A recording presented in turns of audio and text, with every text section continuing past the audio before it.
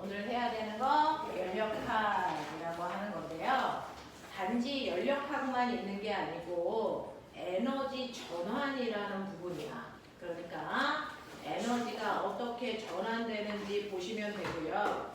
사실은 여러분들 이거요. 지금 하고 있는 이 책은 물리학이라고 하는 개편된 교과야라고 얘기하면서 만든 책이에요. 근데 이게 이제 개편된 교과로 얘기하면 고등학교 2학년 때 배우는 물리와 고등학교 3학년 때 배우는 물리가 섞여 있습니다. 그래서 내용이 많은 거예요. 사실은 실제로 개편된 교과의 물리학을 보면 이거보다 훨씬 더 가볍게 문제의 난이도가 훨씬 더 쉬워지는 그런 편인데 여러분들이 많은 시간을 투자할 수는 없으니 지금 이거 할 때 2, 3학년에 해당되는 물리 파트는 거의 다 들어있다 생각해 보시면 됩니다. 자, 그럼에도 불구하고 기존의 선배들이 배우고 있는 물리에 비해서는 많이 가벼워진 건 맞습니다. 이 책도.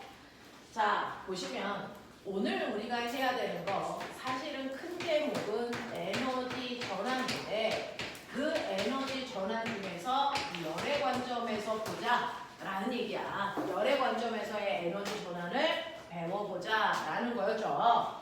자, 우리 열이라고 하는 거 원래 이름은 열 에너지라서 사실은 열도 에너지다. 열로 일을 할 수 있어. 그래서 열을 가지고 일할 수 있게 만들어 놓은 장치가 열기관이죠. 그거를 우리가 알아듣는 말로 하면 엔진입니다. 엔진. 되겠어? 엔진이 열 에너지를 이용해서 일을 하는 장치야. 되겠어? 자, 그래서 이러한 열이라는 건 원래 열 에너지고 이걸 중학교 2학년 2학기 때 열량이라는 단어로 배워.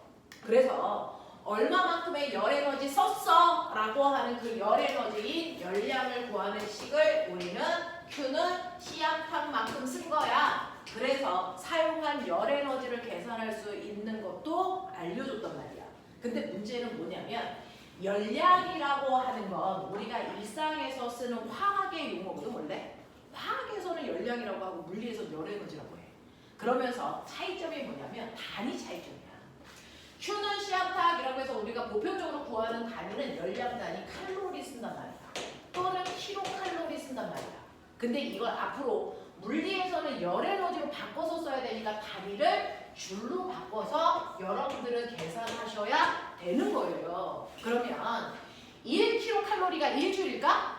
1칼로리가 1줄일까? 단위 환산해야지. 되겠어? 그래서 칼로리가 얼마만큼의 줄의 양과 같은지를 실험한 과학자가 있어요.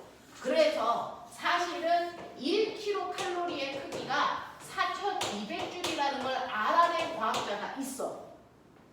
1kcal가 4200줄이면 뭘 돌려? 1칼로리가 몇 줄이야? 1칼로리가 몇 줄이야? 죽여버린다. 1kcal가 4200줄이야. 그럼 1칼로리는 4.2줄이죠. 그래서 이게 누군가의 평생을 걸친 실험을 통해서 알아낸 숫자거든요. 그 일을 한 사람이 누굴까요? 줄입니다. 줄. 그래서 그 사람의 업적을 기리느냐고 우리가 1과 에너지의 단위를 줄 써준 거야. 이 사람은 이걸 어떻게 알았냐면 사실은 이렇게 물통 속에다가 프로펠러 날개가 달려있는 막대기를 하나 꼽아놓고요. 여기에 이렇게 질량의 m인 추를 걸어놓은 거지. 그러면 이 추를 퉁 하고 치는 순간 이 추가 흉 내려오면서 추가 가지고 있었던 위치 에너지가 안에 있는 프로펠러의 날개를 돌리는 운동 에너지로 전환이 돼. 그러면 프로펠러 날개가 저 안에서 미친듯이 막 돌면서 그 안에 있는 물과 마찰에 의해서 물의 온도를 높이는 거야. 그러면 물의 입장에서는 여기에 얘가 가지고 있었던 역학적 에너지만큼이 사실은 뭘로 바뀌었다? 물의 열량으로 바뀌었다. 이 얘기가 된 거야. 그래서 여기 100g의 물이 있었는데 원래는 10도였다가 내가 이 추를 10번쯤 떨어뜨리니까 그래서 온도가 10도였던 애가 12도가 됐어. 이런 거잖아. 그러면 이때 이 물이 받은 실제 열량은 얼마니? Q는 시압탕에 넣겠지. 그래서 물의 비열은 여러분들이 알고 있는 것처럼 1이고요. 물의 질량은 100g이고 온도는 2도 올라갔으니까 이때 얘는 200 단위. 내가 지금 구한 거 칼로리야, 킬로칼로리야? 칼로리죠. 왜? 질량 단위가 g으로 들어갔으니까. 그래서 질량 단위가 g으로 들어가서 계산을 하면 칼로리 단위로 계산한 거예요. 질량을 킬로그램으로 계산했으면 킬로칼로리 단위가 된 거죠. 그러니 얘는 200칼로리만큼의 열량이 발생했는데 200칼로리만큼의 열량이 발생할 때 추에 감소한 위치 에너지는 한 번 떨어뜨릴 때가 20이었는데 10번 떨어뜨렸으니까 200 감소했구나. 그러니 이 계산으로 보면 1칼로리가 1줄이야 뭐 이런 식으로 계산했겠지. 됐어. 그래서 이 계산을 통해서 1칼로리의 실제값이 4.2라는 걸 확인했다. 그래서 이게 바로 줄의 실험 장치고 이 실험 장치 또한 에너지의 전환을 이용해서 구한 거다. 되겠어? 그래서 우리는 이 숫자를 열의 1당량이라고 불러요. 되겠어? 이런 식으로 해서 앞으로 열량을 우리는 물리에서는 열 에너지로 맞바로 바꿔서 계산합니다. 되겠어? 이렇게 돼. 자, 그러면 이러한 열 에너지에서 앞에서 개념에서 여러분 다 하셨습니다. 그래서 열이라는 것과 온도는 다른 말이야. 온도는 물체를 만졌을 때 차가워, 뜨거워. 이건 온도야.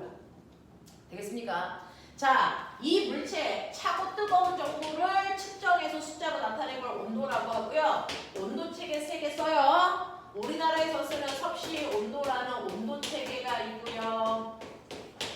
미국 놈들이 쓰는 화씨 온도라는 것도 있었고요. 그리고 과학 시간에 쓰는 절대 온도라는 것도 있었습니다. 그죠? 온도는 다 만들어 놓은 거기 때문에 얘네들을 만들 때 섭씨 온도, 화씨 온도는 물의 상태 변화를 기준으로 해서 만든 온도 체계였어요. 근데 절대 온도는 그 열을 받았을 때 그 안에 있는 기체 입자의 운동 에너지를 온도로 표현한 값이야 라고 얘기했어. 그러면서 앞으로 우리는 열을 에너지로 할 거기 때문에 에너지로 표현한 온도 체계인 절대 온도로 물리에서는 모든 온도 체계를 바꿔서 계산할 거야. 그러면 여러분들이 알고 있는 것처럼 우리가 쓰는 섭씨 온도에다가 273을 더한 만큼이 절대 온도가 되는 거야 라고 했던 거 기억나지? 그러니까 물의 어느 점을 섭씨는 0도라고 했고 끓는 점은 100도라고 했는데 사실은 0도일 때 절대 온도는 273켈빈이고 100도일 때는 373켈빈이라서요. 자, 섭씨 온도에서의 온도 변화량과 절대 온도에서의 온도 변화량은 같다. 알겠습니까? 이런 것들도 조금 머릿속에 집어넣으면 되고 이러한 온도로 측정했을 때 온도를 재보면 어떤 공간 안에 서로 인접되어 있는 두 물체의 온도가 한 놈은 뜨거워, 한 놈은 차가워 온도 차이가 있는 두 물체를 접촉시켜 놓으면 반드시 뜨거운 쪽에서 차가운 쪽으로 열은 일방 통행한다? 절대로 거꾸로 가진 못한다. 되겠어? 그래서 이렇게 온도가 다른 물질들 사이에 뭐가 일어나냐면 열의 이동이 발생을 하는데 그 열이 이동하는 방향은 일방통행이야. 반드시 뜨거운 쪽에서 차가운 쪽으로만 가지 거꾸로 가는 열은 존재할 수 없어. 그러다 보니 뜨거운 물의 온도는 낮아지고 차가운 물의 온도는 높아져. 둘의 온도가 같아지는 순간부터는 더 이상 열의 이동이 일어나지 않아. 온도도 일정해집니다. 자, 이때 온도가 일정해진 이 순간을 우리가 열 평형 상태라고 하고요. 절대 착각하지 말아야 되는 거. 열 평형 상태가 되면 열의 이동은 없는 거예요. 열을 준 만큼 받는 게 아니고요. 절대 그럴 수 없어요. 되겠어? 열의 이동이 없는 상태가 만들어진 거야. 그랬을 때 열 평형 되는 온도까지 고온의 물체가 저온의 물체한테 준 열의 양이나 저온의 물체가 얻은 열의 양이나 그 둘의 양은 같다라는 겁니다. 그쵸? 그래서 고온의 물체가 잃은 열 에너지와 저온의 물체가 얻은 열 에너지는 같다. 낮다라는 방정식을 통해서 열평형 온도를 우리가 찾아낼 수 있어요. 고온의 물체가 잃은 열도 물이니까 비열은 1이고 고온의 물체가 200g이고 저온의 물체가 100g이라고 친다면 뭐 이런 얘기였어요. 그래서 열량이니까 CM 델타 T로 계산하는 중이야. 그래서 고온의 물체의 비열 1이고 질량은 200g이고 온도 변화는 80 빼기 T였어. 근데 저온의 물체도 물이니까 비열은 1이고 물의 양은 100g밖에 안 돼. 온도 변화는 높은 온도에서 낮은 온도 빼는 거니까 T 빼기 20이야. 이렇게 간다고. 그랬을 때 우리는 이거 연방을 풀게 되면 열평형 온도가 60도인가? 뭐 이렇게 나올 거야. 됐어. 그래서 60도에서 열평형이 됐구나. 그 60도에서 열평형이 될 때까지 고온의 물체가 열을 잃었구나. 그 잃은 열의 양은 여기다가 60을 집어넣고 계산하면 4000 질량 단위가 g이었으니까 칼로리의 열을 잃었구나라는 걸 확인할 수도 있다. 그래서 이런 식으로요. 요즘에는 중학교에서 이 계산을 잘 안 하려고 하시거든요. 근데 고등학교 올라가서 결국은 하셔야 된다. 그래서 열량 계산하는 방법, 열평형 온도 찾는 방법, 이거 다 머릿속에 집어넣어서 이 계산식 세울 수 있어야 돼요.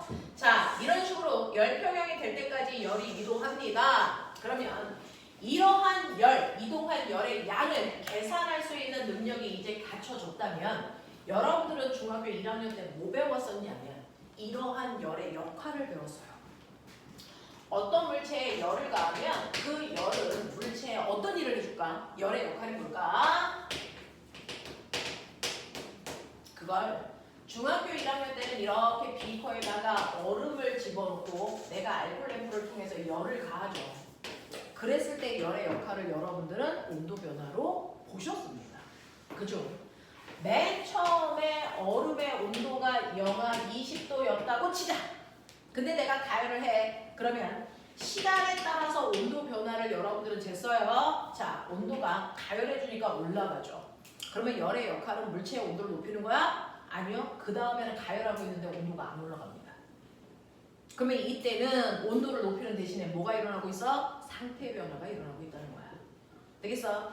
그리고 나서 상태 변화가 다 일어나고 나면 다시 온도가 올라가고요. 그리고 다시 상태 변화하고 다시 온도가 올라가고 이런 일들이 발생한다는 걸 중학교 1학년 때 배웠단 말이야. 그래서 우리는 거꾸로 온도가 올라간다는 얘기는 상태 변화를 안 하고 있구나. 그래서 자, 온도가 안 올라가고 있다는 건 이 부분에서 상태 변화가 일어났구나라는 것도 알 수 있는 거였어요. 그래서 열이라는 건 한 번에 하나밖에 못해. 단순한 세계야. 그래서 열은 한순간에 가해진 그 열이 물체의 온도만을 상승시키거나 아니면 상태 변화만을 일으키는데 그 순간 사용되고 있다는 얘기야. 그래서 한 번에 두 개를 다 할 수는 없구나라는 거 기억합니다. 자, 그러면 그 중에서요. 이런 식으로 됐다고 치자. 여기 얼음이 100g이 있었어. 맨 처음에 영하 20도였어. 근데 얼음이 0도까지 온도가 올라가는 데는 내가 2분 동안 가열한 열이 온도를 20도 상승시킨 거야. 그리고 나서 100g의 저 얼음을 완벽하게 녹이는데 3분 동안 가열한 열이 더 필요해서 다 녹은 데가 5분이었어. 이런 느낌이야. 그리고 나서 다 녹고 나서 0도가 100도가 될 때까지 그래서 내가 온도를 100도 높이는데 가열한 시간은 5분이 걸려서 10분이야. 그래서 5분이라고 하면 안 되겠다. 3분 더 걸려서 8분이야. 뭐 이런 느낌이야. 그리고 나서 그 물이 수증기로 바뀌는 데는 3분 더 걸려서 11분이 된 거고. 그래서 이런 느낌이란 말이야. 이런 느낌이란 말이야. 그러면 우리가 여기에서 기억하셔야 되는 건 뭐냐면 얼음은 2분 동안 가열한 열을 통해서 온도가 20도 상승시켰네. 그 얘기야. 근데 물은요. 물이 되고 나니까 똑같은 열원장치로 가열하니까 같은 시간 동안에 주는 열량은 똑같단 말이야. 근데 얘는 무려 온도가 100도 올라가기 위해서 같은 열원장치로 3분만 가열해주면 돼. 원래 얼음이 2분 동안 가열한 열에 의해서 20도 올라갔다면 100도 올라가려면 5배 더 많은 데서 열이 필요하거든요. 그러니까 10분의 열이 필요해야 되는데 3분밖에 안 걸려. 그건 뭐야? 얼음에 비해서 물의 온도가 더 쉽게 잘 올라간다 이 뜻입니다. 되겠어? 같은 질량인데 온도가 올라가는 속도가 더 빨라. 우리 이런 얘기 배웠죠? 모든 물질을 같은 질량으로 잘랐을 때 그래서 온도를 1도 높이는 데 필요한 열의 양을 뭐라고 하니? 모든 물질을 1kg으로 잘랐을 때 1도 높이는 데 필요한 열의 양을 비열이라고 합니다. 근데 얘네들은 같은 질량임에도 불구하고 얼음은 20도 바뀌는데 2분 동안 가열한 열을 줘야 된다면 얘는 100도 올리는데 3분 동안 가열한 열밖에 필요가 없어. 그럼 누가 더 이 상태에서는 온도가 쉽게 바뀐다는 거야? 얼음이야 물이야? 물이죠. 됐어? 그럼 물의 비열이 작네? 얼음보다? 이렇게 판단할 수 있어. 알겠어? 라고 하면서 그걸 판단할 때 굳이 이렇게 써야 되니? 아니죠. 뭡니까? 같은 시간 동안의 온도 변화량이 바로 이 그래프의 기울기입니다. 맞아? 이 그래프의 기울기거든요. 그러니 자, 온도 변화가 더 쉽다는 얘기는 그래프의 기울기가 더 급하다는 얘기거든요. 기울기가 더 급한 물의 비열이 더 작다는 얘기니까 사실은 이 기울기의 역수값이 비열이다. 되겠습니까? 네. 그러니 다시 말해서 이 기울기 값은 비열분의 1을 나타내고 있어요. 라는 얘기를 하고 있어. 그러면서 보세요. 같은 물질이라도 상태가 다르면 비열이 다 다릅니다. 같은 물체라도 고체일 때, 액체일 때, 기체일 때 비열이 다 달라서 이 그래프의 기울기가 다 다른 값이 나옵니다. 알겠어? 이렇게 읽어주는 거야. 그래서 이런 식으로 하나의 물체를 가열하면서 상태 변화 그래프를 보면 우리는 중학교 때 여기에 고체 있어, 액체 있어 이거 찾는데 혈안이 되어 있었는데 고등학교에 올라가면 이 그래프의 이 기울기 요걸 통해서 어떤 상태일 때 비열이 더 큰지를 비교할 수 있다. 기울기가 완만해야 비열이 큰 거다. 알겠습니까? 이 얘기고요.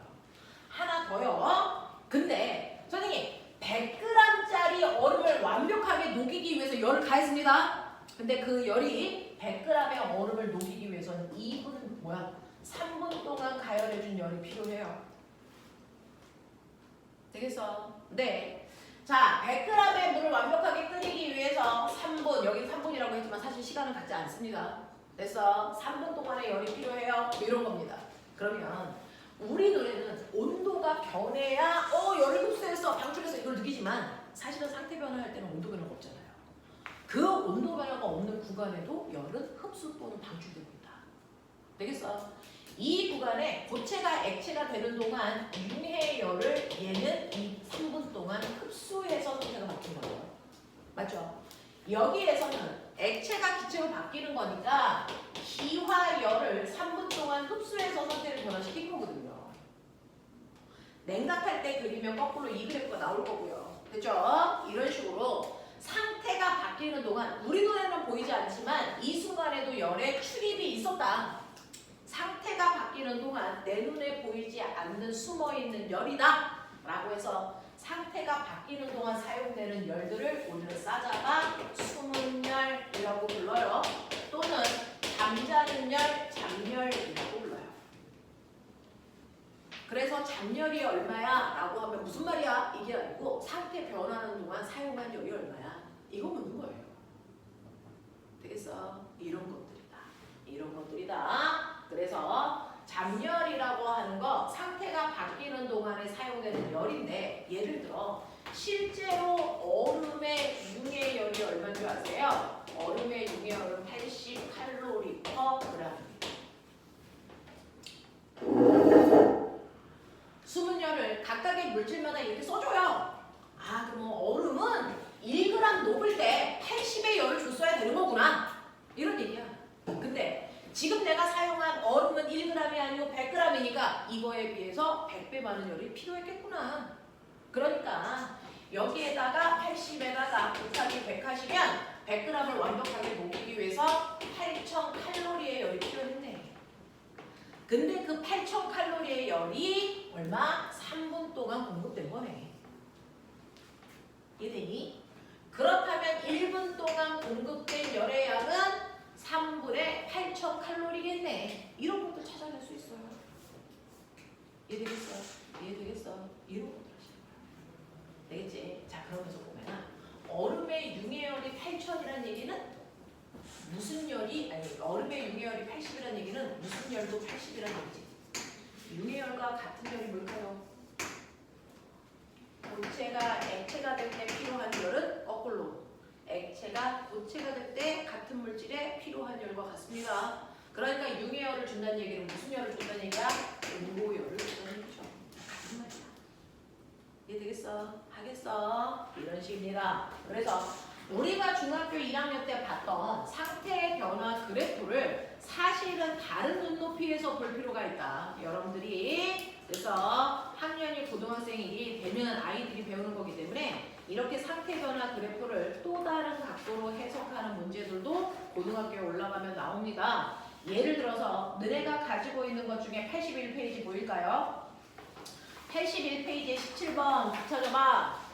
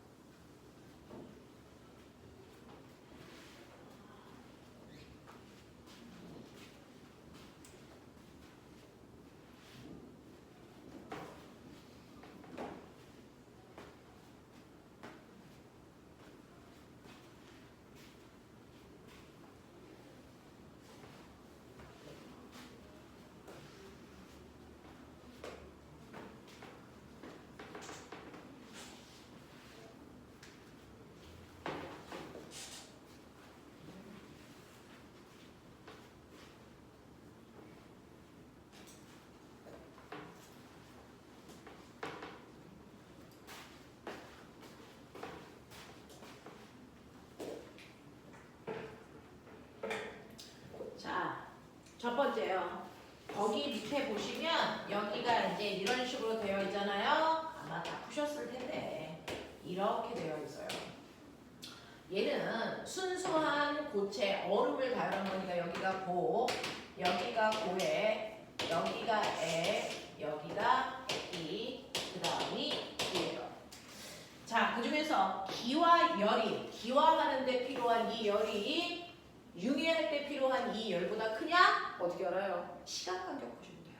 그래서 요 시간 간격보다 이 시간이 훨씬 더 오랫동안 가열했기 때문에 이때가 훨씬 더 많은 열이 필요한 거구나. 되겠습니까? 알 수 있습니다. 이 길이만으로 기화열과 융해열의 크기 차이를 비교할 수 있어. 예를 들면 걔는 융해하는데 2칸만큼의 열량이 필요했어요. 되겠어? 근데 기화할 때는 하나, 둘, 셋, 넷, 다섯, 여섯, 일곱, 여덟. 그러니까 4배 더 많은 열이 필요했구나라는 걸 확인할 수 있어. 자, 그 다음에 니은. 비열은 고친 상태일 때가 액체 상태일 때보다 크니? 라고 했는데 선생님 제대로 보이게끔 그렸는지 모르겠는데 그 그래프의 기울기 보시면 기울기가 완만할수록 비열이 크다 그랬어요. 그러니까 비열은 액체의 비열이 더 큰 거죠. 그래서 자, 그 다음에 디귿. A 구간에서 공급한 열량은 고체 상태에서 액체 상태로 변하는데 모두 썼니? 아니죠. 액체가 기체로 바뀌는데 모두 쓴 거예요. 되겠습니까? 이런 식으로 상태 변화 정확하게 볼 수 있어야 되고 그걸 계산할 수도 있어야 되는데 그 옆에 보시면 80페이지 15번 문제가 그래서 이렇게 나온 겁니다. 해보세요. 15번.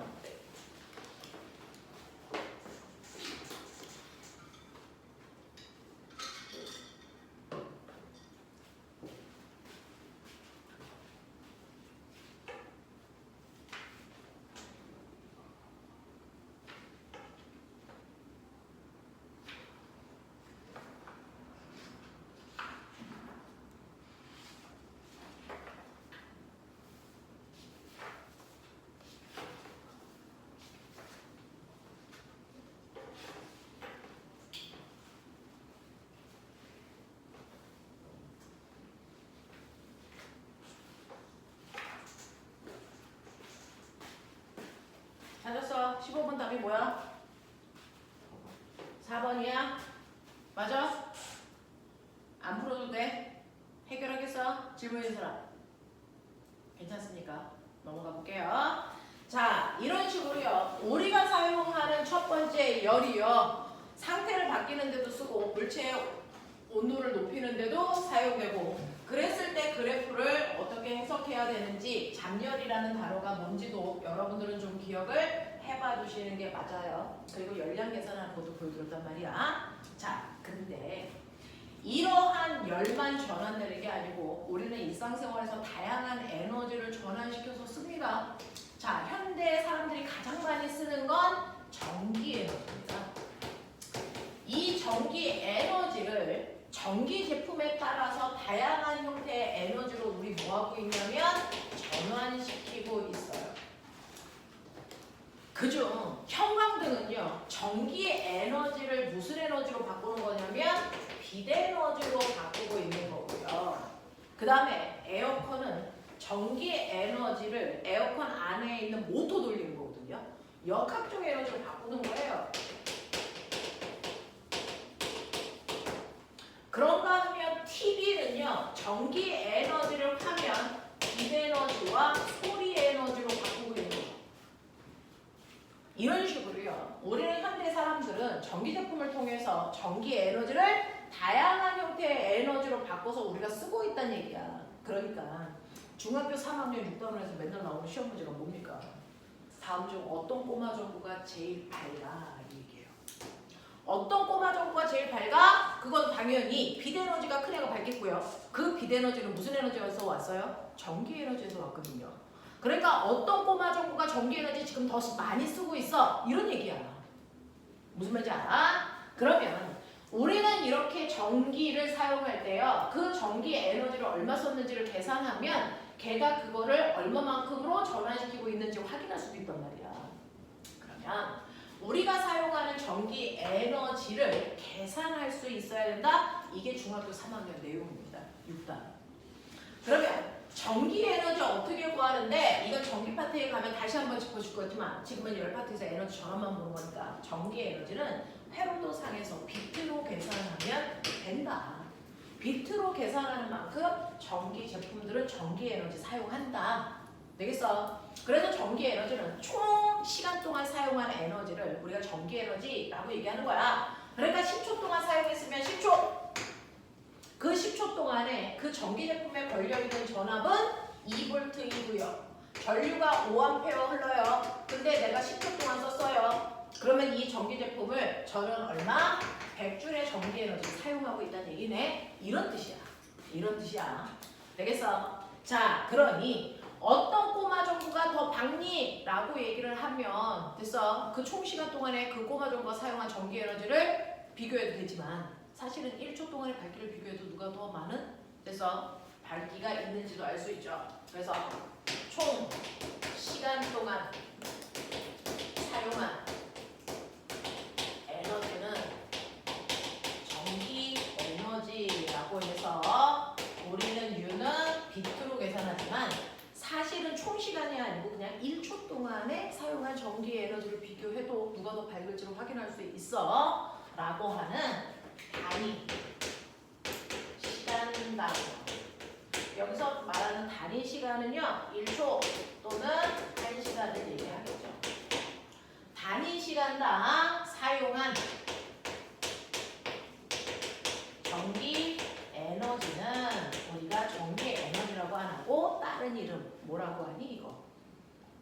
단위 시간 동안 사용한 전기 에너지! 이 개놈의 새끼들! 단위 시간 동안 사용한 전기 에너지! 전력으로 모든 걸 계산하다. 되겠어? 단위 시간 동안 사용한 전기 에너지 전력을 우리가 P라고 하는데 여기가 1초이기만 하면 되는 거니까 VI가 전력 구하는 식이다. 기억나? VI가 전력 구하는 식이었어. 그중 오메 법칙 우리가 배운 적 있죠? V는 IR. 그러니까 V 자리에 IR을 집어넣는 게 합법적이야 라는 뜻입니다. 그러니까 전력은 I제곱 R로 계산해도 무방해. 또는 I는 R분의 V야. 그러니까 I 자리에 R분의 V 집어넣어도 합법적인 거야. 그러니까 얘는 R분의 V제곱. 됐어? 전력은요. 이 세 가지 공식 중에 어떤 거든 여러분들이 나와 있는 자료 가지고 구할 수 있는 쉬운 방법으로 구하시면 돼요. 되겠죠? 이걸로 전력 계산하시면 된다. 그러면 전력은 단위 시간당 사용한 전기 에너지니까 거꾸로 가보자. 거꾸로 가보자. 전력에다가 또 내가 초를 곱하면 뭐 나와? 전기 에너지 나오는 거야. 그치? 근데 우리는 전기세 낼 때 초 단위로 계산을 하면 숫자가 너무 크잖아.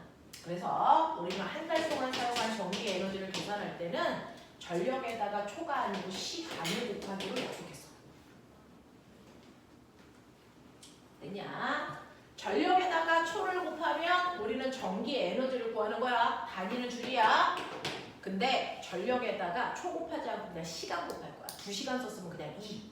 됐어? 시간을 곱해서 얻은 값은 우리가 전력량이라고 부른다. 됐어? 똑같은 에너지인데 시간 단위를 다르게 했기 때문에 이름을 다르게 붙인 거야. 전력량의 단위는 와트시다. 그래서 전기세 낼 때 우리는 집에서는 와트시로 계산해줘요.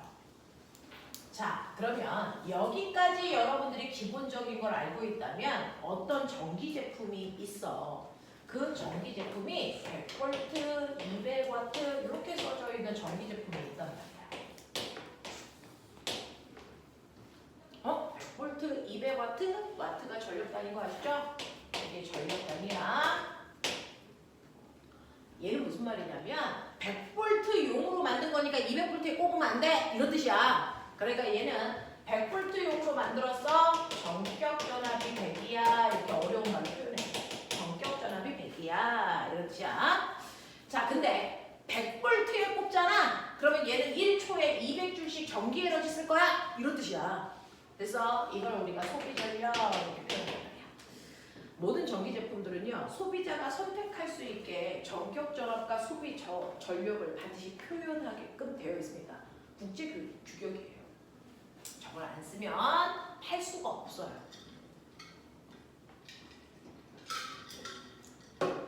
근데 우리가 아까 알고 있었던 것처럼 전력이라고 하는 건 VI 또는 V제곱 R 또는 I제곱 R 또는 R분의 V제곱이잖아.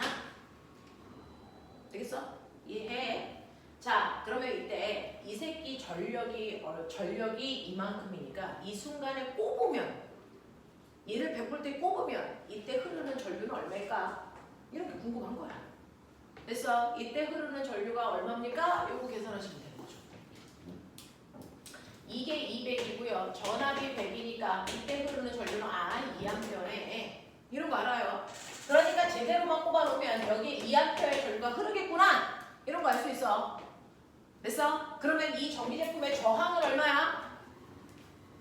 이죠? 네. 그러면 V는 IR이니까 아시잖아요.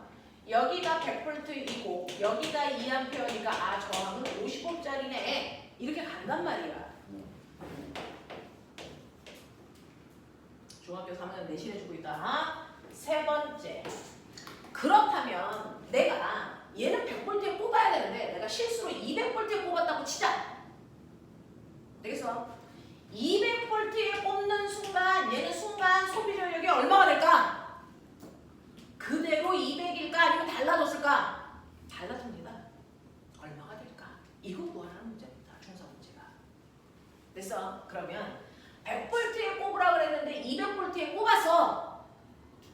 그랬을 때 바뀌는 것도 있고 변하지 않는 것도 있어요. 전압이 달라지면 따라서 전류는 바뀝니다. 됐어? 전압이 100V가 아니고 이걸 200V로 바꿔버리면 순간 전류도 바뀝니다. 하지만 절대로 바뀌지 않는 게 있죠. 뭐? 저항은 변할 수가 없어요. 저항은 전기 제품 만들 때 그 안에 있는 재료의 굵기와 길이에 결정되고, 그러니 네가 100V에 꼽던 200V에 꼽던 그 전기 제품의 저항은 늘 50이어야 되는 거야. 그죠? 근데 제가 100V가 아니고 200V에 꼽았어요. 근데 저항은 그대로 50이래요. 그러면 전류는 얼마가 됩니까? 4A가 되죠. 이때 얘는 4A의 전류가 흐르겠구나. 느껴봐. 전압이 일정하니까 저항이 일정하니까 전압이 2배 커지면 전류는 따라서 같은 배율만큼 커져야 돼. 무조건이야. 되겠어? 그러면 꼬매가 소비 전류가 전압이 2배 커지면 전류도 따라서 2배 커지니까 전류도 몇 배 커지겠니? 4배 커져. 이렇게 되는 거야. 그래서 처음에 비해서 4배 커서 800W가 흘러요. 이렇게 되는 거야. 하겠지? 만약에 그럼 생각해. 100V에 꼽아야 되는데 제가 300V에 꼽았어요. 그럼 이제 느꼈니? 전압이 3배 커졌잖아. 됐어? 그러면 전류도 따라서 3배 커지겠지? 총 몇 배 커지니? 9배 커지는 거야. 그러니까 소비 전력은 얼마가 됩니까? 180W가 됩니다. 이렇게 되는 거야. 알겠어? 네, 1800W가 됩니다. 이렇게 되는 거죠. 됐어? 네, 이렇게 우리가 문제를 풀 수 있는 건 전기 제품에서의 저항값은 변하지 않기 때문이다. 아닙니다. 이해돼? 하겠어? 오케이. 자, 그러면 결론.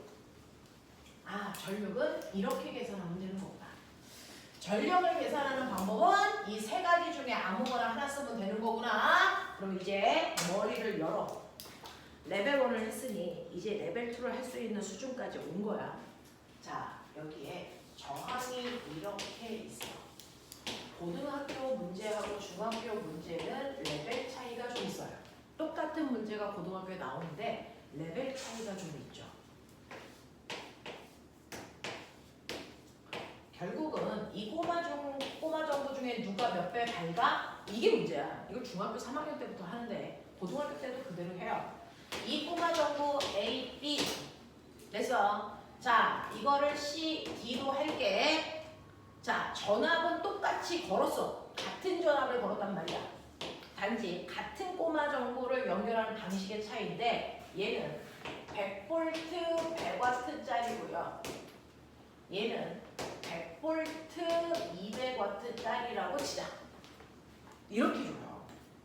얘야 100V 100W짜리고 얘는 100V 200W짜리라는 얘기입니다.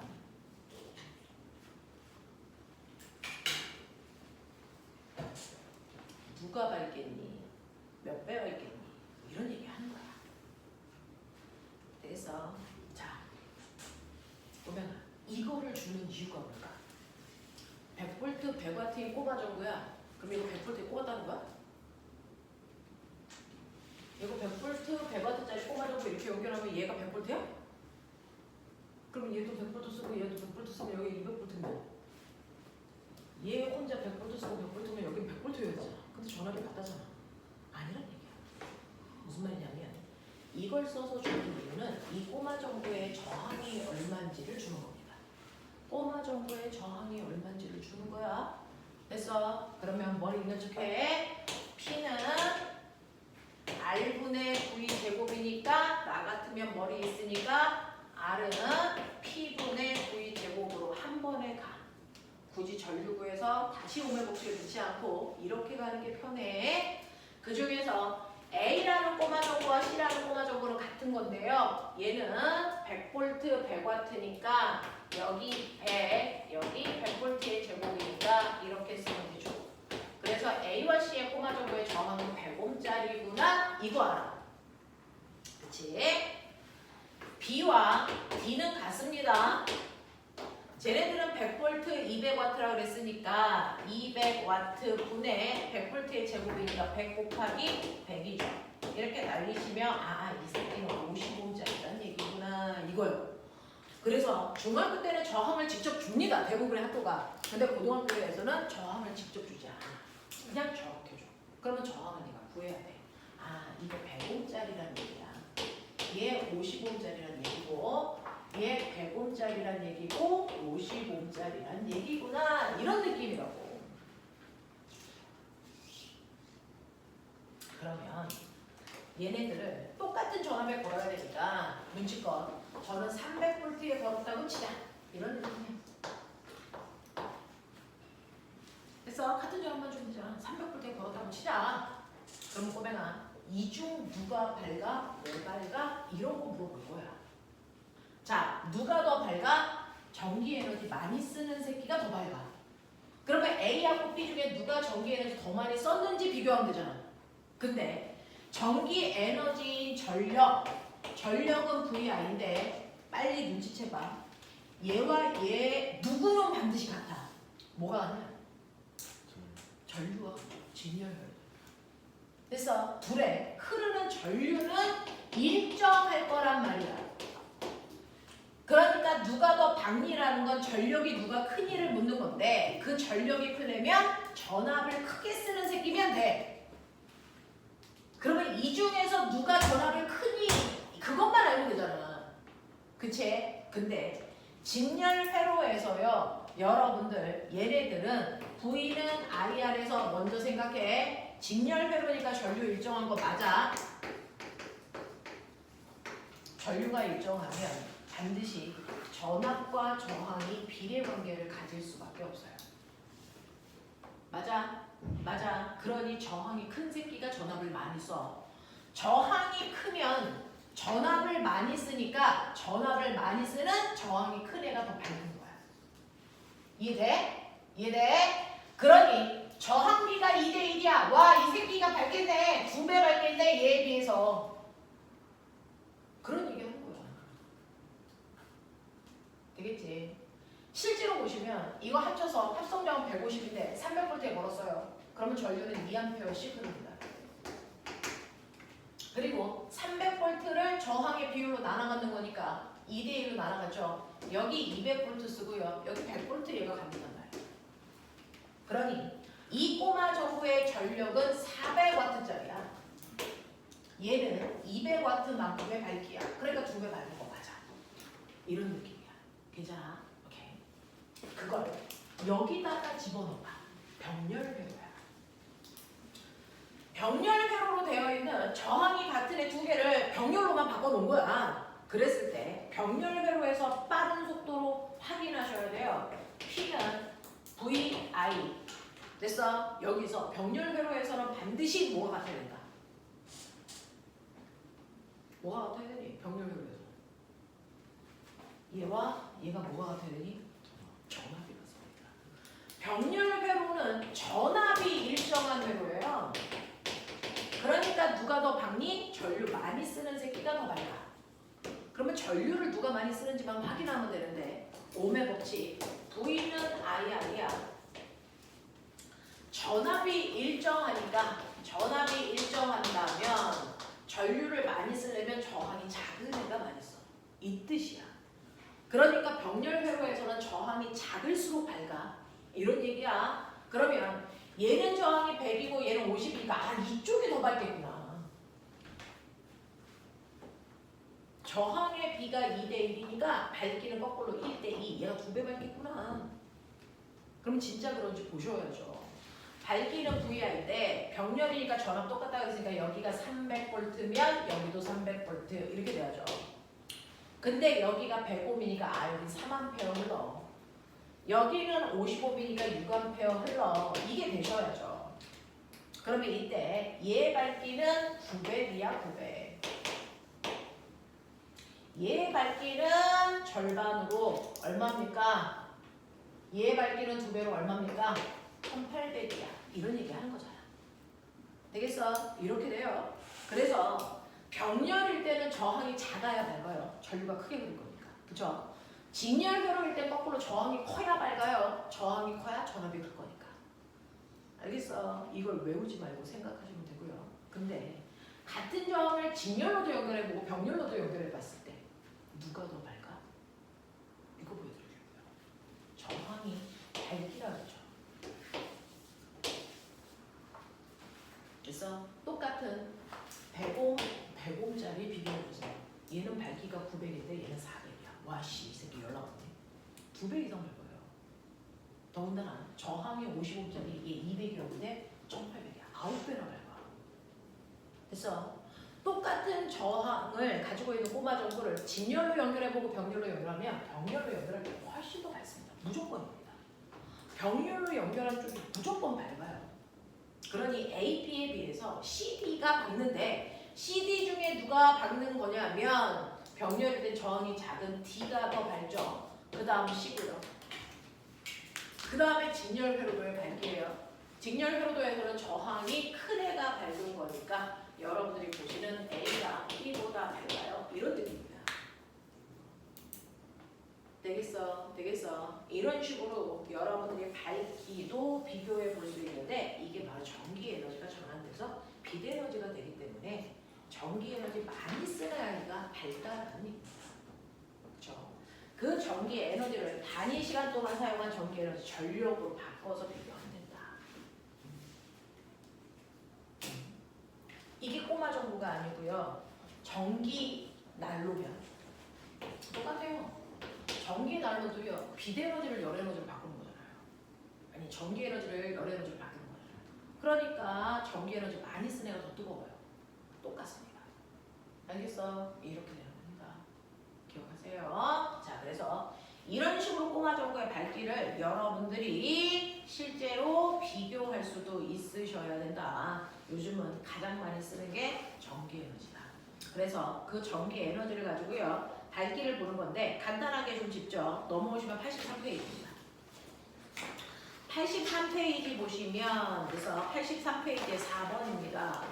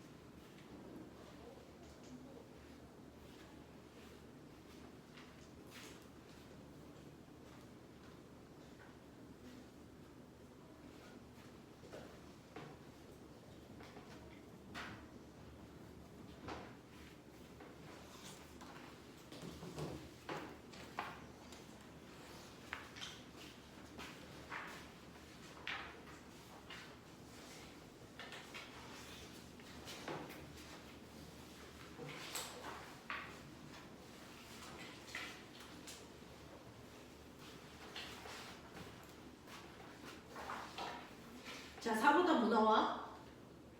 나 답지가 없어서 물어보는 거야. 4번 답 뭐 나왔어? 4번? 4번 답 4번입니까? 아직 모릅니까? 자, 그림은 전격 전압에서 같은 밝기를 내는 꼬맹아, 같은 밝기를 내고 있어요. 같은 밝기를 내는 조명 A, B, C의 소비 전력을 나타낸 겁니다. 같은 전압에서 같은 밝기를 낸다는 얘기예요. 그래서 네, 자 그랬을 때 얘를 보시면 소비 전력이요. A는 40인데 밝기가 B하고 C랑 같대. 효율성이 다르다는 얘기야. 그치? 효율이 다르다는 얘기야. 얘는 10W인데 같은 밝기가 돼. 얘는 4W인데 같은 밝기야. 이거 무슨 말이냐면 얘는 1초 동안 전기 에너지 40 써서 밝기를 냈을 때 그 밝기가 1이라고. 얘는 1초 동안 사용한 전기 에너지가 10줄인데 밝기가 1이야. 됐어? 얘는 1초 동안 사용한 전기 에너지가 4줄인데 밝기가 1이라는 거야. 그러면 너 같으면 어떤 꼬마 전구 쓰겠냐? A야 B야 C야? C 쓰셔야죠. 왜? 전기 에너지 조금 썼으니까 전기세 적게 나갈 거 아니야. 근데 효과는 똑같잖아. 그러니까 누가 봐도 C를 쓰는 게 맞는 거야. 효율성의 차이야. 되겠어? 자, 그러면 기억. A를 1시간 동안 사용했을 때 전기 에너지 얼마니? 라고 했는데 우리는요. 전기 에너지는 전력에다가 초급해야 전기 에너지를 했어요. 맞아. 전력은 40이고요. 그 다음에 1시간은 3600초예요. 그러니까 이거를 곱하셔야 전기 에너지입니다. 맞냐? 그러니 적어도 거기에 있는 기억은 안 돼. 이런 얘기야. 되겠어? 네. 시간이 아니고 초 계산해야 전기 에너지다. 한 번은 해보셔야 됩니다. 자, 그 다음에 니은 볼게요. 에너지 효율은 A가 B보다 크니? 아니, 에너지 효율은 B가 더 크죠. 전기 에너지 조금 쓰고 같은 밝기 냈으니까. 그런 얘기예요. 자, 그 다음에 같은 시간 동안 사용하면 소비하는 전기 에너지는 B가 C보다 크니? 네, 같은 시간 동안 사용하는 전기 에너지는 B가 C보다 크죠. 그래서 맞는 거 D입니다. 되겠어? 이렇게 보실 수도 있다. 우리는 효율성 효율성 떠나서 그냥 전력이 밝기야. 아까 그렇게 써요. 근데 요즘은 기술이 발달돼서 전기 에너지를 조금 쓰고도 같은 효과를 내는 아이들도 있다는 얘기죠. 효율성에 대한 얘기입니다. 되겠어? 이런 것들입니다. 그래서 엄마가 에어컨을 사러 가면 에어컨은 전기세를 많이 먹으니까 엄마들이 고민하는 건 디자인도 회사도 아닌 소비 전력을 더 많이 봐요. 되겠어? 그래서 LG 에어컨이 예뻐, 삼성 에어컨이 예뻐 이게 아니고 얘는 똑같이 1시간 동안 틀어놨을 때 누가 전기세 적게 먹어? 이거 보시는 거예요. 되겠냐? 효율성 보는 겁니다. 자, 그 다음에 그러면 여러분들은 지금 선생님하고 두 덩어리 써요. 하나는 상태 변화에 따른 잠열, 그래서 비열, 그래프 분석하는 거 맞고요. 두 번째는 전기 에너지를 어떻게 우리가 다양한 에너지로 전환시키냐. 그랬을 때 꼬마 정보의 밝기를 어떻게 비교할 수 있냐라고 하는 전력 계산하는 요령들도 보여드렸어요. 자, 이제 마지막으로 여러분들이 하셔야 되는 거 바로 열역학 법칙입니다. 그래서 열이라는 것도 일할 수 있는 능력이 있기 때문에 그래서 우리는 열도 역학으로 취급합니다. 그래서 열역학에 대해서 하자.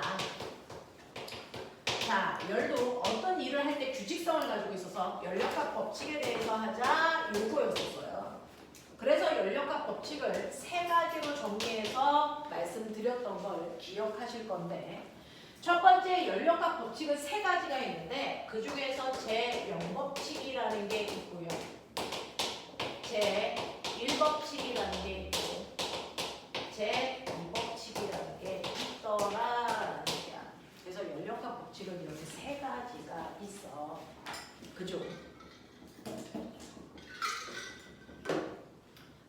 열역학 법칙은 다른 이름은 없는데 선생님이 그냥 여러분들 이해하기 편하게 붙여드리면 열역학 법칙은 열평형을 설명하는 내용으로 되어 있어요. 그래서 A와 B의 온도가 같고 B와 C의 온도가 같다면 우리는 굳이 비교해보지 않아도 A와 C의 온도가 같다라는 걸 예측할 수 있다 라는 걸 설명하죠.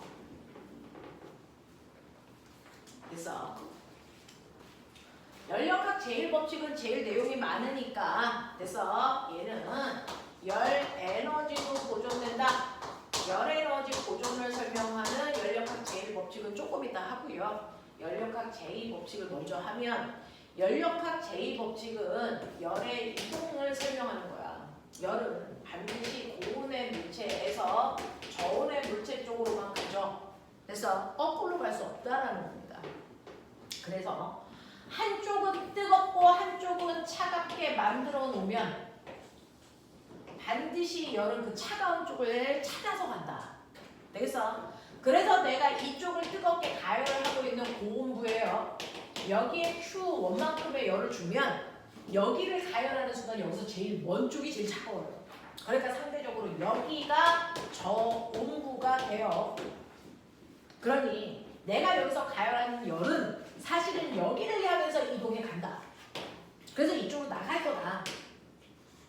자, 근데 그 열의 흐름이 생겼는데 그 중에서 열이 흘러가는 길 중 일부의 열을 뽑아서 바퀴를 돌리는 일하게 할 거다.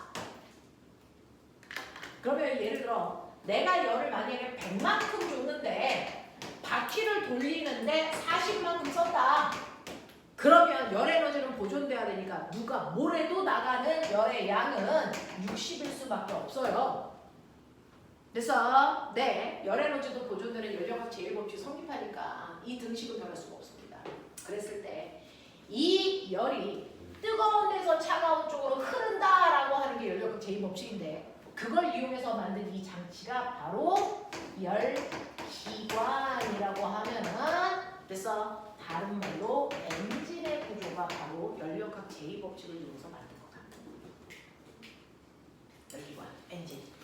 그랬을 때 이 엔진의 효율은 그래서 우리가 열 효율 이렇게 표현하잖아요. 이 엔진의 효율은 준 것 중에서 얼마만큼 일하는데 쓴 거야 이거죠.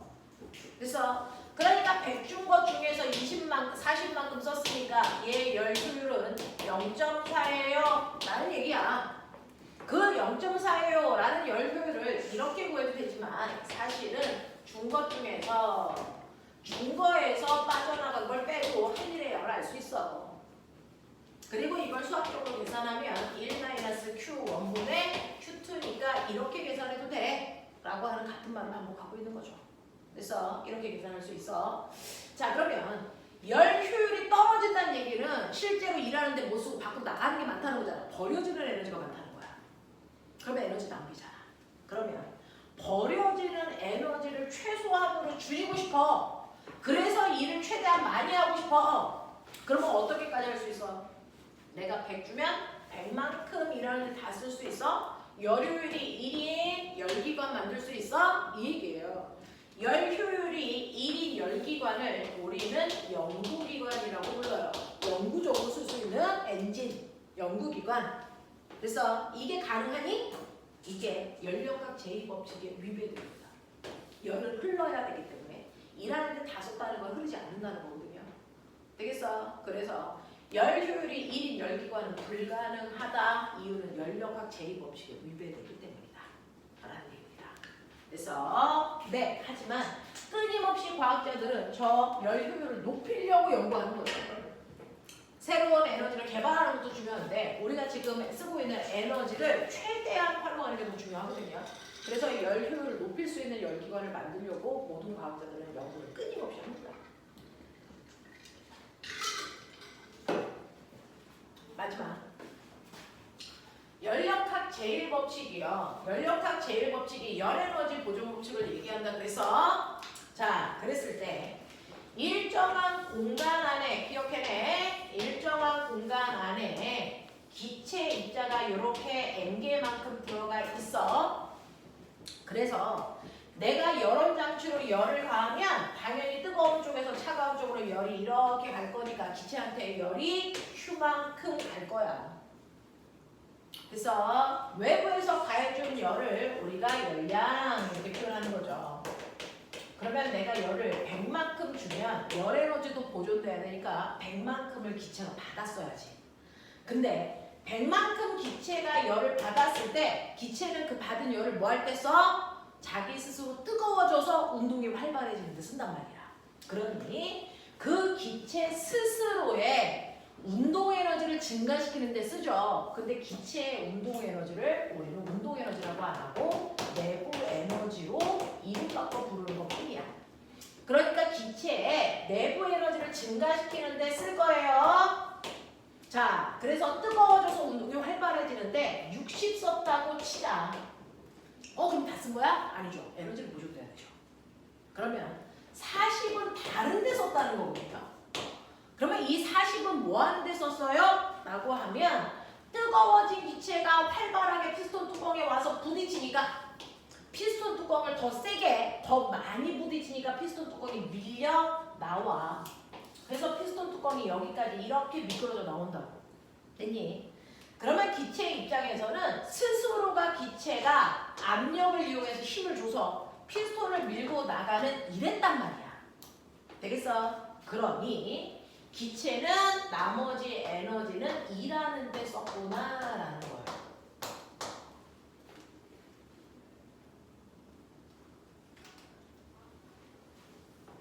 그래서 기체는요, 내부의 에너지를 증가시키거나 일을 하는데 받은 열을 쓰고 있다 라는 거죠. 자, 그랬을 때 연력학 제1법칙, 열 에너지는 보존돼야 되니까 그래서 에너지를 플러스 60만큼 증가시키고 일도 플러스 40만큼 했기 때문에 그래서 얘는 정확하게 플러스 100만큼의 열을 외부로부터 흡수했구나. 우리 이거 알아요. 그럼 거꾸로 내부 에너지 60만큼 감소했고 일도 60만큼을 해서 받았어. 한 게 아니고 오히려 마이너스 1을 받았어. 자, 그렇다는 얘기는 에너지가 전체적으로 100만큼이 감소했으니까 그 감소한 열은 밖으로 100만큼 버렸다는 얘기죠. 100만큼의 열이 방출됐구나 라는 것도 알아. 근데 내부 에너지의 변화가 없고 한 일도 없어. 그러면 외부로부터 받은 열도 없어야죠. 되겠죠? 자, 그러니 여러분들이 알아두셔야 되는 거 실제로 열량이라는 건 받은 열을 우리가 플러스로 표현한다. 그래서 플러스의 열량은 기체가 그만큼의 열을 흡수했다는 뜻이다. 마이너스의 열량은 열이 밖으로 빠져나가고 있는 거니까 방출하고 있다는 뜻이다. 열의 양이 0이라는 건 열의 출입이 없다는 거다. 들어간 열도 없고 나가는 열도 없다. 외부로. 자, 외부로 열의 출입이 없는 상태를 멋진 말로 우리가 단열된 상태라고 표현한다. 이런 용어들도 우리 알고 있어요. 자, 그런가 하면 내부 에너지가 증가했다는 얘기는 쉽게 얘기하자 뜨거워졌다는 얘기다. 그죠? 기체 온도가 상승했다는 얘기로 확인하셔야 된다. 얘는 온도 상승했다 이 뜻입니다. 그럼 거꾸로 온도가 상승했으면 내부 에너지는 플러스겠네? 이렇게 보셔야 돼요. 됐어? 자, 내부 에너지가 마이너스라는 건 됐어? 쉽게 얘기하면 기체의 온도가 느려진 이유는 차가워졌기 때문이거든요. 자, 그래서 기체 온도가 낮아졌다는 얘기죠.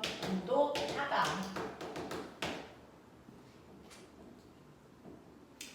자, 기체의 내부 에너지의 변화가 없다는 얘기는요. 온도 변화가 없다는 얘기니까 아, 온도가 일정하다는 얘기. 그래서 네, 무온 상태라는 얘기입니다.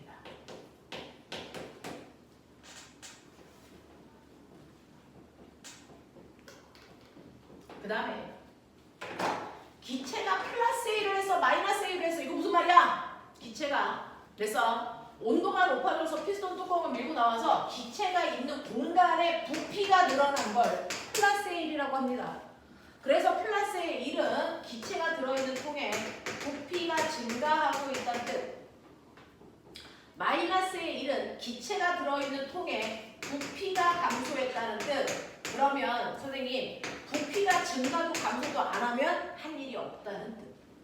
알겠어? 그래서 부피의 변화가 없어. 부피 변화 없는 걸 중적 구간 우리 이렇게 표현하죠? 이렇게 하는 거야. 그러면 선생님이 저 피스톤 안에 상황을 주면 너는 이게 플러스의 1인지 마이너스의 1인지 내부 에너지가 증가했는지 감소했는지 이거를 판단하라고 그래프를 줄 거야. 하나하나 해보자. 자, 이걸 그래프를 통해서 설명해준 과학자가 카르노라고 해서요. 우리는 카르노 순환기관을 이용해서 설명해 볼게. 자, 카르노라고 하는 과학자가요. 이렇게 압력과 부피 그래프를 그려. 압력, 부피. 그래놓고 여기에서 점을 찍어서 점이 변하면서 상황을 느리하게 분석하라는 얘기가 늘 나와. 뻔하죠. 자, 보시면 첫 번째 A 상태로 있었던 피스톤 내부가 시간이 지나면 B의 상태로, C의 상태로, D의 상태로 다시 A의 상태로 돌아오는 거야. 한 바퀴 돌아서 제자리에 돌아오는 거니까 순환하고 있다는 거고 그걸 설명한 사람이 카르노라서 우리는 카르노 순환기관 이렇게 얘기할 건데 자, 이 그래프에서 여러분들 쉽게 계산하는데 집중하지 않아도 되니까 1, 2 숫자는 간단하게 줄게요. 상황을 보세요. 자, 그러면 A에서 B로 가기도 하고 B에서 C로 가기도 하고 C에서 D로 D에서 다시 돌아서 A로 온단 말이야. 이렇게 한 바퀴 돌아올 때 Q는 델타 U 플러스 W인데 이 값들이 어떻게 바뀌는지 볼까? 이런 얘기야. 구할 수 있는 값은 구하고요. 안 되는 것들은 부호만 주면 돼요. 자, 그러면 이때 우리는 내부 에너지가 증가했는지 감소했는지 판단할 건데 내부 에너지의 변화를 판단하는 기준은 온도다. 이게. 근데 저 그래프에서는 압력하고 부피밖에 없는데 온도 어떻게 구해요? 라고 하면 말씀드린 것처럼 이상기체 상태 방정식 PV는 nRT 기억나지? 그중 nR은 항상 일정하기 때문에 PV는 절대 온도에 비례하는 값이라서요. 자, 실제로 온도를 주지 않아도 압력과 부피를 곱한 값을 통해서 누구의 온도가 더 높은지 비교할 수 있어. A, B, C, D, A, B, C, D 다시 A로 돌아오죠. 이때 압력과 부피를 곱한 값으로 온도를 우리가 비교할 건데 A는요 압력과 부피를 곱한 값이 1, B는 2, C는 4, D 1, A 다시 1 이렇게 와요. 이런 식으로 온도가 변하고 있어.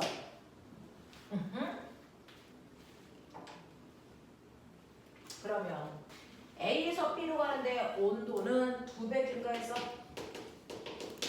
내부 에너지가 처음보다 2배 활발해졌다는 얘기야. 여기도 얼마 증가했어? 2배 증가했어. 여기는 그래서 2분의 1로 줄었어요. 그래서 2배 감소했어. 얘도 2배 감소했어. 이런 얘기야. 이대 절반으로 줄어서 이렇게 될 거야. 자, 그러면 1에서 2가 됐을 때요. 내부 에너지는 증가했네. 네.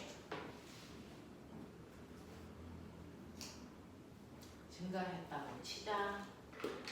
그랬을 때 내부 에너지가 여기에서 여기로 가면서 2배 증가했는데 그 양이 얼마인지는 모르는데 그냥 대충 주자. 2배니까 10 증가했다고 치자. 뭐 이런 느낌. 그냥 줘봐. 네. 그러면 얘도 2배 증가했으니까 10. 얘 2배 감소했으니까 마이너스 10. 얘도 2배 감소했으니까 마이너스 10. 됐어? 이런 느낌이야. 증가하면 플러스. 그래서 증가한 비율이 똑같으니까 그래서 우리 그냥 똑같은 숫자를 준 거야. 비율이 같은 숫자를 줘야 돼. 그죠? 증가하면 플러스, 감소하면 마이너스. 이 얘기야. 그러면 한 일은요. 한 일은 부피 변화로 봐라. 부피 변화 보세요. 자, 부피가요. A에서 B로 가는 동안 부피는 계속 1인데요. 안 변했는데요. 그럼 한 일 어떤 뜻이에요?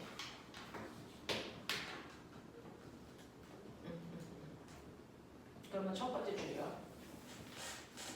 여기요. 내부 에너지는 10만큼 증가했는데 1은 안 했네. 그러면 요거 2개 더한 값이 얘랑 같아야 되는데 이때는 열을 정확하게 내부 에너지 증가시킬 만큼만 흡수했다는 뜻이야.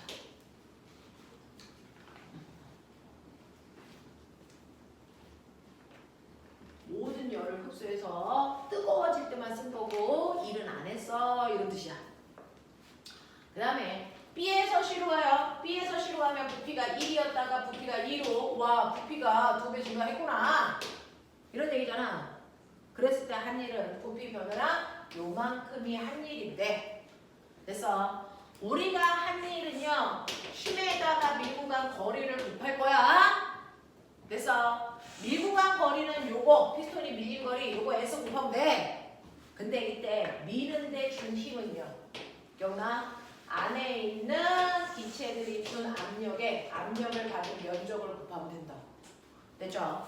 그래서 힘은 압력에다가 면적을 곱한 거고 거기다가 밀구간 거리를 곱하는 건데 요걸 보면 면적 곱하기 부피예요. 그래서 요 자체가 부피 변화량을 얘기합니다. 그래서 기체에서는 압력에다가 부피 변화량을 곱한 만큼이 한 일을 구할 수 있는 또 다른 식이구나.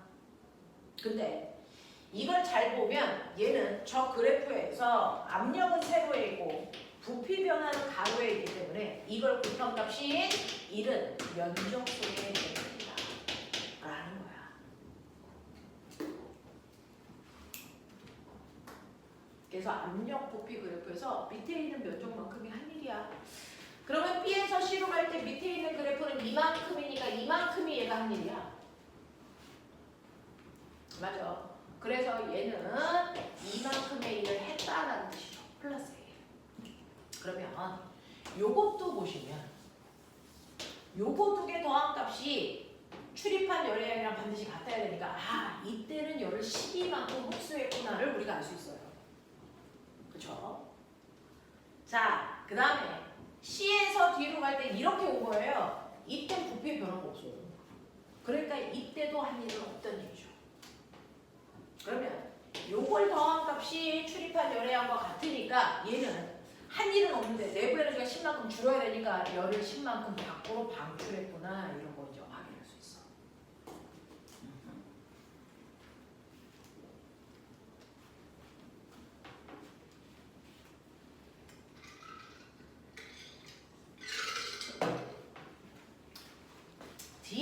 A로 돌아갈 때도요. 부피가 2에서 1로 줄었어요.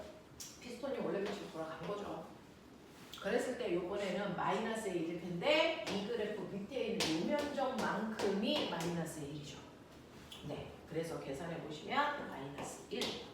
그러면 이때 출입한 열의 양을 보시면 이때 열 반출했네 11만큼 이런 뜻이야.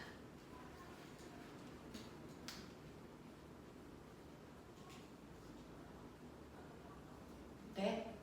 대충 어떻게 들어가는지 알겠어? 근데 각각을 구하는 것보다 더 큰 의미가 있다. 전체 토탈 보자. 그래서 얘네들 전체 값을 보면 한 바퀴 돌아서 A에서 A 온도에서 출발해서 한 바퀴 돌아서 다시 그 온도로 왔어. 그러니 내부 에너지는 변화가 없습니다. 처음 상태로 돌아와서 다시 제자리로 왔으니 내부 에너지의 변화량은 다 합해보세요. 얼마 나와야 된다? 우리 0 나와야 된다. 제자리로 돌아왔으니까.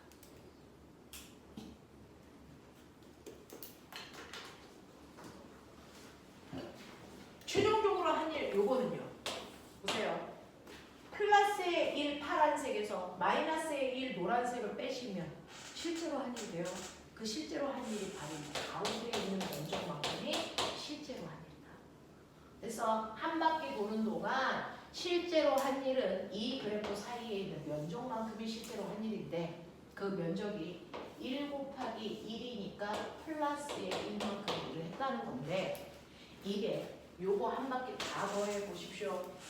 0 플러스 2 0 마이너스 1 플러스 1 나오죠. 정확하게 토탈 한 일은 저 안에 있는 면적값이 나와야 된다. 이해돼요? 근데 전체 값도요. 연력하게 보존돼야 되기 때문에 요거 두 개 더한 값이 반드시 출입한 열의 양과 같아야 됩니다. 그러니 요거 다 더해보세요. 여러분들이 제대로 했다면 요 값이 나오는 게 맞죠. 그러니까 항상 얘와 얘가 같아야 됩니다. 한 바퀴 돌고 나면 이 값과 이 값이 언제나 같아야 되고 얘는 0이어야 돼. 그러니 여기다가 어디에 블랭크를 뚫어놔. 그래서 풀 수 있어야 되는 거야. 이해되지? 네. 이렇게 되는데 이러한 연력학이 우리 일상생활에서 도대체 이거 배워서 뭐 했어요? 라고 얘기하면 구름 생기는 자체가 연력하고 설명이 돼요. 자, 실제로 이렇게 산이 있다. 수증기를 포함하고 있는 중학교 3학년 2단원에서 배웠어. 배웠다고 치자. 자, 수증기를 포함하고 있는 공기가 와서 산을 만나면 뚫고 못 지나가니까 산을 타고 갑자기 확 올라가. 맞아. 자, 이때요. 우리가 알고 있는 것처럼 기체의 부피를 변화시킬 수 있는 방법은 두 가지다. 그러나 기체의 부피를 변화시키는 방법은 온도를 높여서 기체의 부피를 변화시키거나 온도를 변화시켜서 변화시키거나 또는 압력을 변화시켜서 부피를 변화시키거나 둘 중에 하나예요. 그래서 기체의 부피를 변화시키는 방법은 온도 때문이거나 압력 때문이거나 아니면 둘 다거나 이 얘기겠죠. 그러면 이렇게 수증기가 와서 수증기의 부피가 이만큼이었는데 얘가 갑자기 산으로 공기 때문에 확 밀려가는 순간 수증기의 부피는 올라갈수록 뭐 해줘야 되니?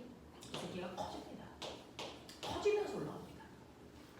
그러면 이 수증기라는 기체의 부피가 커지는데 자, 기여한 원인이 온도 때문이냐 압력 때문이냐 이겁니다. 수증기가 갑자기 산을 타고 갑자기 확 올라갈 때 부피가 확 커지는데 이유는 뭐 때문이에요? 맞아요. 밖에서 공기가 누르는 기압이 위로 올라갈수록 줄어들기 때문에. 그래서 기체의 부피가 커집니다. 그러면 기체의 부피가 커진다는 건 기체가 들어있는 피스톤의 부피가 커진다는 얘기잖아요. 그러니까 그 안에 있는 기체 안에 있는 아이들이 밖으로 밀어내는 이 일을 했단 얘기예요. 그러니 수증기가 갑자기 하늘 위로 올라가면서 부피가 커지는 건 여러분들 열의 출입이 없는 상태로 압력만 받아서 부피가 커진 거야. 그러면 열의 출입이 없었으니까 단열된 상태로 아시겠어요? 부피가 커졌으니까 이 새끼는 일을 했어요. 한 일을 100이라고 치자. 근데 연력학은 보존돼야 돼요. 부피가 커지는 걸 멋진 말로 단열 팽창이라고 하는데, 이 단열된 상태에서 팽창하기 위해서는 이를 플러스 1을 해야 되기 때문에 내부 에너지는 그만큼 반드시 줄어야 되는 거죠.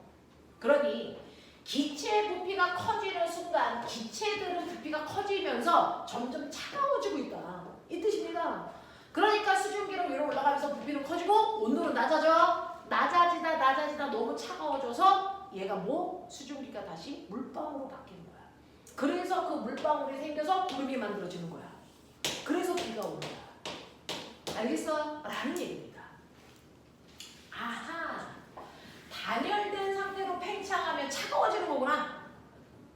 그래서 산을 타고 올라가는 부분은 반드시 추워져. 그럼 거꾸로 내려올 때 거꾸로 부피가 줄어들지. 단열 압축이 일어나지. 그럼 공기가 차가워질까 뜨거워질까? 뜨거워져야죠. 되겠어? 그래서 산을 타고 이쪽에서는 공기가 올라가서요, 단열 팽창 때문에 추워져요. 그래서 추워졌기 때문에 여기에 구름이 생겨서 비가 왔어요. 그리고 나서 산을 타고 넘어가면 이제 무거워진 구름이 내려갈 거잖아요. 이 내려갈 때는 거꾸로 단열 압축이 일어나죠. 다시 원래대로 수증기의 크기가 줄어든단 말이야. 단열 압축이 일어나. 되겠어? 그 단열 압축이 일어날 때는 마이너스의 일을 한 거기 때문에 내부 에너지는 증가해야 됩니다. 공기가 뜨거워진다고요. 그래서 산을 타고 공기가 올라갈 때는 추워지는 거고요. 산을 타고 내려오는 공기가 있는 쪽은 뜨거워집니다. 그래서 산을 타고 내려오는 공기는 뜨거운 공기가 만들어져. 그 뜨거운 공기를 우리가 롭새바람 또는 팬현상이 일어나고 있어. 이렇게 얘기하는 거야. 이해돼? 이런 얘기입니다. 이런 것들을 우리는 연령학으로 설명할 수 있다. 라는 얘기입니다. 자, 간단하게 보죠.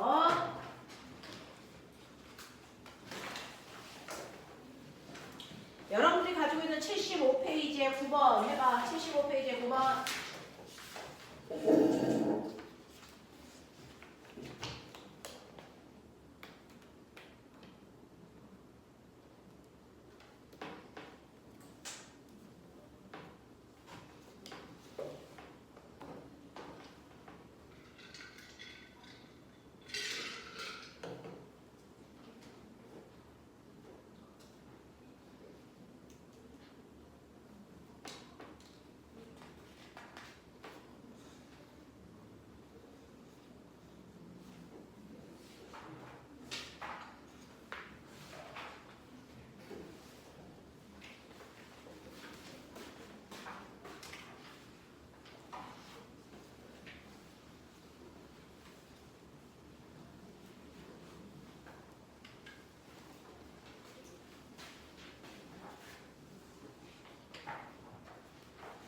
해볼게. 조건이 뭐냐면 이렇게 피스톤 안에 기체가 들어있는데 압력이 P였어. 근데 얘가 뚜껑을 밀고 나와도 압력은 그대로 P 상태를 유지해. 압력은 안 바뀌어. 부피만 증가하는 거야. 근데 Q는 델타 U 플러스 W인데 내부 에너지를 온도 변화로 봐야 되는데 온도 변화는 압력과 부피 변화로 봐야 되지. 맞아. 처음에는요, 여기에 압력 P였고 부피는 V였다고 쳐. 이게 처음에 온도야. 근데 밀고 가고 나서는 압력은 그대로 P로 유지되는데 부피는 2배 커졌어. 이런 느낌이지. 그러면 온도는 처음보다 2배 높아졌네. 이런 느낌이야. 아, 온도가 높아졌어? 그럼 내부 에너지 증가한 거지. 내부 에너지가 증가했다는 얘기는 기체의 운동이 활발해졌다는 얘기지. 이런 거 얘기해요. 그래서 그래서 보시면 1번 기체가 피스톤을 미는 힘은요? 라고 했습니다. 기체가 피스톤을 미는 힘 F는 압력에다가 요 면적을 곱하면 된다 그랬어. 되겠어? 그래서 압력에다가 면적을 곱하면 PA예요. 이게 미는 힘이야. 자, 이때 기체가 피스톤의 한 일은요? 라고 하는 이 한 일은 압력에다가 부피 변화를 곱하면 된다 그랬어. 그래서 그쵸? 자, 기체의 온도는 높아진 게 확실합니다. 왜? 압력 부피 곱한 값이 커졌으니까. 자, 그럼 기체의 평균 속력은 어떻게 돼요? 증가한 겁니다. 라는 얘기죠. 내부 에너지가 증가했으니까. 됐니? 이런 식으로 하나하나 천천히 따져가면서 하셔야 됩니다. 되겠죠? 네! 오늘은 여기까지 할게요.